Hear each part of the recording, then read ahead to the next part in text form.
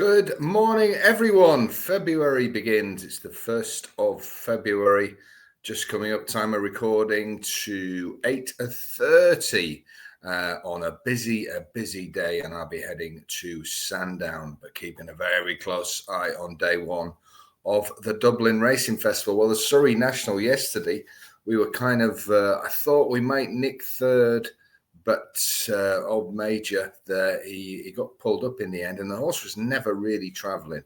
So disappointing there. Sporting Hero won the race with a real head bobber with passing well. And they look like Midlands National, that sort of race prospects. But I think Major Dundee maybe a better ground needed there. So I need to up my game today on the horses. Now, busy day. I've got 4 bets at Sandown. I've got a double dipper on day 1 of the Irish Festival, the Dublin Racing Festival, of course, day 2 tomorrow. You can have the weekend of the Winners' Club for £5 at the top link. Expecting a really, well, it will be a busy weekend, but expecting a good, strong weekend to kick off February there on the Winners' Club. Now, I've already given 1 football bet. I'm going to give you another double. So we've got a busy day on the soccer and the golf. Taylor Pendrith at one point got into 6th place. I think he even joined 5th at one stage. Then he just fell away a bit. But with 2 rounds left to go at Pebble Beach, I am confident he can get in the shake-up. So Taylor Pendrith, our big-priced Pebble Beach classic player, is still a bang there in the hunt for a place at least. Sepp Straka is in a commanding lead, but with 2 rounds to go, you never know. Unfortunately, Richard Mansell had the old blindfold on this week, and he has missed the cut. So I apologise for that one. I do think he's somebody that we need to keep a very close eye on, though. He's a huge talent, but he didn't play like that this week. So Mansell is having the weekend off. If he's a racing fan, he can watch that. But Taylor Pendrith still in there swinging. But let's go to the big race in Ireland today, the Powers Gold Cup. And the Dublin Racing Festival, there's so many people that are out for this, English people, has become a kind of like Cheltenham light, isn't it? With many people not going to the big festival now, having the little racing holiday here. And of course, it's just a fantastic card. We'll see plenty of Cheltenham prospects, quite a few Cheltenham winners, I would think, on show over the next 2 days. Right, 3:30. It's the Paddy Power Irish Gold Cup. It's a Grade 1 chase over 3 miles and 70 yards. €140,000 to the winner. The official ground is yielding. They'll take on 17 fences, and 10 runners line up. Now, many feel one of the great underrated chasers, Galopin Des Champs, when you think of what he's achieved, not spoken about in the way other horses have achieved this. He's been well bet overnight. He's now 8-15, 1-2. Will he even go 4-9? Will some of the big players come out to play for him? They may well do. Right, we can find him ourselves, but there are other places on offer. And this is a tough race, tough fences, you never know. And he is a horse who has been beat. Let's not forget, he's not unbeaten. But am I saying I think we can beat him today? I'm not so sure, but there is good place money on offer if we can bag 2nd or 3rd. And there's a few in here who have other things in mind. I'm thinking of I Am Maximus, who of course was pulled up last time we saw him. And if you're on at a short price in the National, I'm not saying you should be sweating yet, but you'd want to see a bit more for him today. He's got other things on his mind, as has Manila Kakuna, as has Conflated, as has Hewick, I suspect. Now, I know the way you're thinking was a horse that I thought could be a potential superstar last year, and he may well go on to be, but I didn't like the way he jumped and travelled last time. Monty Star is a quality horse, but I just don't think this particular race will play to his strengths. Factor File ranked as the second best chaser in Ireland, but he's too short for an each-way bet. And that leaves me with the horse I'm going to tip, number 2, Embassy Gardens. Now, you can get 12 to 1 on him, pretty much across the board, 50 odds, 3 places. Now, why do I think Embassy Gardens is going to give, if not Gallop and Deschamps, loads to think about? Certainly the others plenty to think about. Well, really, last time out, he's one of the few horses that comes here massively informed, with his best performance ever. Certainly his racing post rating of 163 shows him to be a potential chaser of the highest quality. He beat Monty Star by 5 lengths. But what I liked about him last time is he went aggressively from the front. This was only in a grade 3, but it was the manner of his win against Monty Star, who was odds on that day and really strongly fancied by the Diplomatiad and by every tipster going, who thought it was a cert. Embassy Gardens really knocked him out of the way. The field came to him, 2 out, and then after they came at him, he quickened again up the running in the manner of a really good horse. Now, Embassy Gardens, of course, had a huge reputation, went into the Cheltenham Festival last year as one of the Mullins horses that was given at every preview, and he went off 7-4 favourite.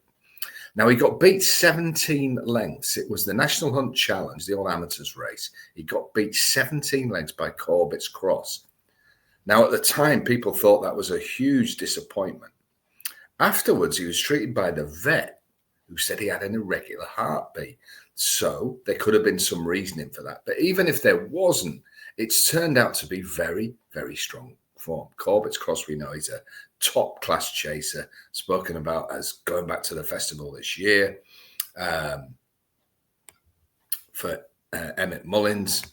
Now, in third that day was Mr. Vango even, easy for me to say, Mr. Vango, who has gone on, of course, to win big races over here at Sandown, live on ITV, big Saturday for the Bradstocks, and then at Haydock last time.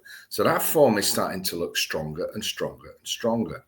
Now, can he beat the biggie, the champ? Only if things were to go wrong. But can he beat the others and get us a profit on the bet? I think he can beat Monty Star, and he's 4th favourite. I didn't like the way I know the way you're thinking travelled last time. Didn't look the same horse as last year. Now he may well strip fitter today. Hewick, I don't think this is his sort of race. I Am Maximus was pulled up last time. You see, it's starting to actually look as though Embassy Gardens, with its ability to quick again from the front, I'm sure he'll be ridden handily, could be right up there, and you never know. But would I rather back him each way at 12 to 1 or load on the favourite at odds on? I think in a race like this, you've got to try an each way play against the biggie. And if you finish place, you've got a profit, and you never know. So I'm going to go Embassy Gardens each way in the big race. I think he's a progressive, exciting. I think he's the right age. And I think he's going to run a big race. So there we go. In these big races, I'm always looking to put you on at prices. And does that mean we go on losing runs? It certainly does. But when we land, we land. So that is my bet today, exclusive on YouTube. It's Embassy Gardens each way. Do take the 12 to 1 in the 3:30 at Leopardstown for what is sure to be an enthralling day's racing there. Right, I promise you a further football bet. We're going to have a double. We are already on one today. If you're not on, I gave Fulham draw no bet at 11 to 4 midweek. So that's Newcastle v Fulham. Fulham draw no bet at 11 to 4. Now, there's two that stand out for me today. A resurgent Everton, who are my team, but you've got to be a bit careful betting on your own team. But believe me, this is nothing to do with supporting Everton. I think that 19 to 20 for a resurgent Everton, I think it's going to be incredible atmosphere there today. 19 to 20 with William Hill is the best price I can see in the village. Leicester come to town, but I think when this place starts to rock like it is now, Moyes is back. They won away at Brighton last time, and they come back to Goodison. It will be rocket, and all the negativity of the old regime has gone. They will go at Leicester from the gun, and I think that price of 19 to 20 is more than fair. So what we're going to double it up with? Well, a team this year that seem to lose when you expect them to win and when you expect them to lose is Brighton. Now, Brighton go to Notts Forest in the early game, the 12:30, and you can get 19 to 10 with Unibet, but if you're doing the double with William Hill, you can get 9 to 5. That'll be your best combined price. Now, I think Brighton away from home have been absolutely superb this year. And though Forest are and Bournemouth are the two sides that have been incredible overachievers and shock. The two shock teams, really, you would have thought they were relegation candidates, and they're not. They're right up at the top. Incredible performances. And I do like this Forest side. But Brighton are very, very good counter-attackers. And let's not forget, the Forest were derailed and were beaten badly for the first time this year at Bournemouth last week. And for the first time, they're going to be under the pump. So Brighton, a team who I've opposed at home all year, I like today.